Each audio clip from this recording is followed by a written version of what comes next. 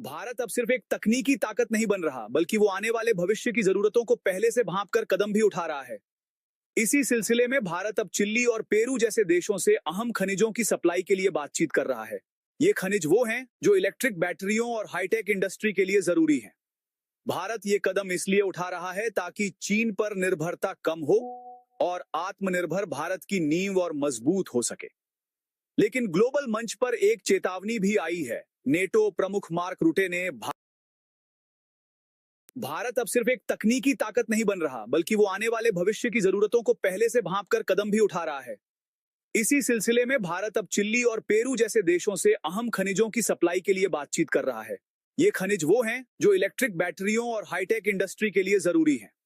भारत ये कदम इसलिए उठा रहा है ताकि चीन पर निर्भरता कम हो और आत्मनिर्भर भारत की नींव और मजबूत हो सके।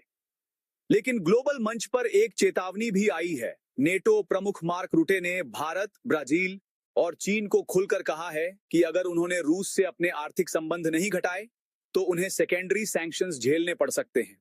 यानी युद्ध के बीच भारत को अब संतुलन साधना होगा आर्थिक हित और राजनीतिक दबाव के बीच। और इसी आर्थिक परिदृश्य में एक और हलचल मची। वीवर्क इंडिया को आईपीओ की मंजूरी मिल गई है। एम्बेसी ग्रुप की इस यूनिट ने शेयर्स बेचने की तैयारी शुरू कर दी है। एक वक्त दिवालिया होने के कगार पर खड़ी वीवर्क की इंडिया ब्रांच अब शेयर बाजार में एंट्री लेने को तैयार है। क्या यह नई शुरुआत साबित होगी या फिर पुरानी गलतियों की पुनरावृत्ति?